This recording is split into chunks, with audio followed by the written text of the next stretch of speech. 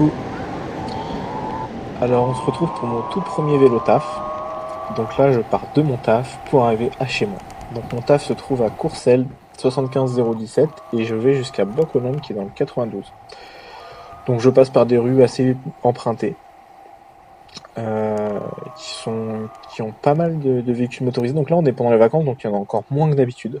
Mais il y en a pas mal, il y en a pas mal en temps normal. Donc mon vélo c'est un Véligo, donc c'est un prêt de l'Île-de-France pour 6 mois à 9 mois, on peut le renouveler 3 mois en fait. C'est un abonnement du coup par mois, 40 euros ou 50 euros. Moi je suis à 50 euros vu que je prends une assurance, vol, perte, peu importe, qui me permet justement donc ce véhicule me permet justement de faire mon trajet vélo taf sans prendre les transports en commun. Avec toutes les grèves qu'il y a eu sur Paris récemment, je pensais à une solution alternative, donc voilà, j'ai regardé des vidéos, j'ai vu que le vélo taf existait, même si je le savais déjà. Encouragé par mes collègues, du coup j'ai décidé de prendre un vélo. Un VAE du coup parce que je ne me voyais pas pédaler les 6 km. Donc peut-être un jour je prendrai un véhicule sans assistance. Mais bon, là du coup je prends pas mal de plaisir avec. Euh, c'est très pratique. Le seul petit défaut, si je peux dire, c'est que le moteur se fait pas tout de suite. Le déclenchement du moteur se fait pas tout de suite. Du coup on est obligé de pédaler un peu. Et avec le poids du vélo de 30 kg, plus le nôtre, plus les sacoches, tout ce qui va avec, ça devient assez compliqué au tout début. C'est assez vite oublié ça. Donc là, on se retrouve à un rond-point en fait. On peut tourner à droite quand on est, enfin, on peut le prendre quand on est vélo, ce qui est pratique pour éviter le flot de véhicules qui arrivent. Ce rond-point est assez compliqué, surtout en temps hors vacances. En vacances, il y a beaucoup de véhicules qui, euh, qui vont assez vite, qui roulent assez fort. Ça roule un peu n'importe comment. Il n'y a pas trop de respect du rond-point. Même nous, même moi, si je voulais respecter le code de la route, malheureusement, c'est assez compliqué parce que c'est un peu le zoo, quoi. C'est un peu sauvage. Donc là, une petite piste cyclable qui permet de récupérer un peu d'avance sur les voitures. Hop, je me cale, feu vert d'habitude. Bon, il est passé au orange au moment où je suis passé. D'habitude, il est au rouge, donc voilà, j'ai de la chance. La petite piste cyclable, c'est une des seules que vous allez voir sur le trajet, que j'ai sur le trajet. Sinon, c'est que de l'urbain avec les voitures. Je vous laisse regarder les panneaux, hein. Il y a pas mal d'accès vélo. Enfin,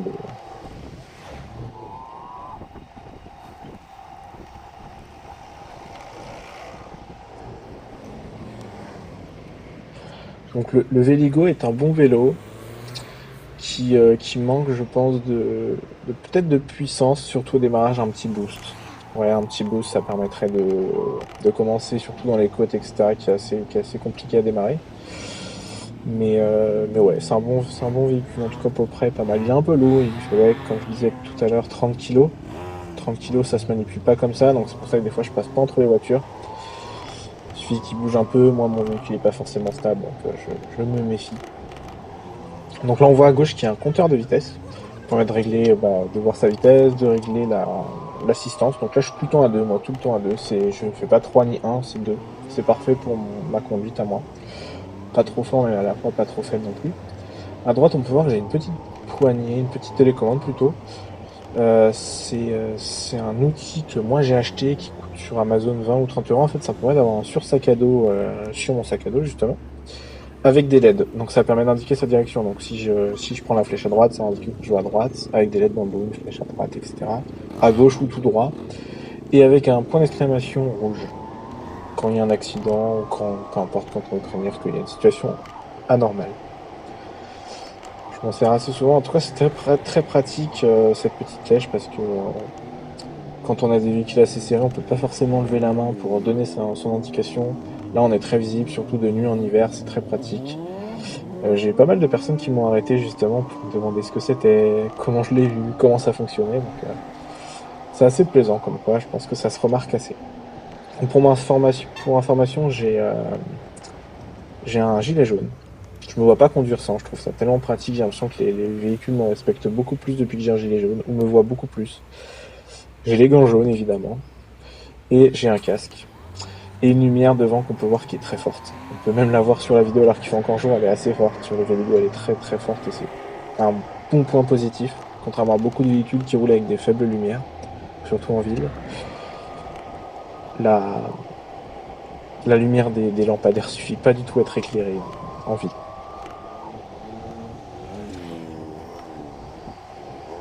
Donc là voilà, là je vais rattraper une piste cyclable le long des quais, donc là j'arrive au quai en fait. Donc tout au bout de cette rue il y a les quais. Avec une bonne piste cyclable qui permet de doubler tous les véhicules qui sont arrêtés. C'est un vrai plaisir en fait de les doubler. Ils sont tous arrêtés et en fait honnêtement je pense qu'il reste un bon 20 minutes le temps que ça se débouche. Tout que le feu pour arriver au pont est très court. Donc il y a très peu de véhicules qui peuvent passer, surtout que le pont est assez encombré on va dire. Il y a toujours un véhicule qui cherche à forcer sans pouvoir passer. Donc ça malheureusement j'y peux rien mais ouais. Nous on essaie en tant que cycliste de passer comme on peut. Donc là voilà c'est la seule piste cyclable ici qui est un peu sécurisée. Éloignée des piétons, éloignée des motorisés. On est vraiment tranquille mais elle dure pas longtemps, on se retrouve très vite avec les piétons. Mais bon c'est assez respecté la plupart du temps. Il n'y a pas trop de piétons qui se retrouvent ici. Dans tous les cas on peut rouler assez fort malgré tout. Donc voilà, tous les véhicules à gauche qui sont arrêtés. Ça n'avance pas et franchement si vous pouvez éviter les quais, évitez-la. Évitez les quais. Donc là, ce pont est pratique. Alors, il faut savoir que pour arriver chez moi, il y a 2 ponts possibles. Vous les connaissez peut-être si vous êtes de Paris. C'est le pont d'Asnières que j'utilise là et le pont de Levallois. Le pont de Levallois, dans ce sens, dans cette direction, n'a qu'une voie. Donc pour un vélo, c'est moins pratique parce que les véhicules derrière veulent absolument nous doubler. Donc ils forcent, ça s'énerve et tout. Pas la peine. Voilà. On prend son temps. On se met sur le milieu, mais d'une voie. Comme ça, on est tranquille. Les véhicules peuvent nous doubler et puis il n'y a pas de stress, quoi. Là, je remets mes gants, je repasse la vitesse à 1. Le feu est assez long malgré que la vidéo soit en x2, c'est assez long. Ça reste assez long. Bon voilà, là je vais tourner à gauche et puis je vais sortir un peu du flot de véhicules depuis le début de Paris. En fait, il y a 2 chemins. Je crois que j'aurais pu continuer tout droit et tourner à gauche après, mais GeoVélo, qui est une bonne application d'ailleurs, me conseille un peu des routes sûres où il n'y a pas grand monde. Moi je préfère, c'est plus sympa de rouler comme ça, sans avoir le stress des voitures. Je suis pas encore très rassuré, ça fait qu'un mois que je suis en vélo taf. Donc un mois c'est assez court, mais j'ai quand même pris quelques réflexes plus d'habitude. Donc là on arrive à la gare d'Asnières, Asnières-sur-Seine, où la piste en face, enfin la route en face est un double sens cyclable, mais qui n'a pas du tout la place de l'être en fait. Et c'est séquencé complètement, on est obligé de s'arrêter, de laisser passer la voiture. Donc là les voitures sont sympathiques, me laissent passer moins. Mais ça reste assez compliqué quand même, c'est pas vraiment fait pour. Donc des fois on a de la chance, il n'y a pas du tout de voitures qui arrivent dans ce sens-là. Et malheureusement, bah là il y en avait pas mal. Donc là hop, le feu passe au vert, je me dépêche, j'avais pas vu tous les piétons, donc là la petite dame lui fait peur, mais je me suis arrêté quand même. Et hop, là je tourne à gauche. Donc la voiture m'a fait peur parce que c'est un petit peu déclenché, c'est un petit peu prononcé un peu tard, ouais, elle a déclenché son tournant un peu tard. Surtout qu'elle va faire un petit freinage d'urgence, hop, il y a une place, il faut que je me gare.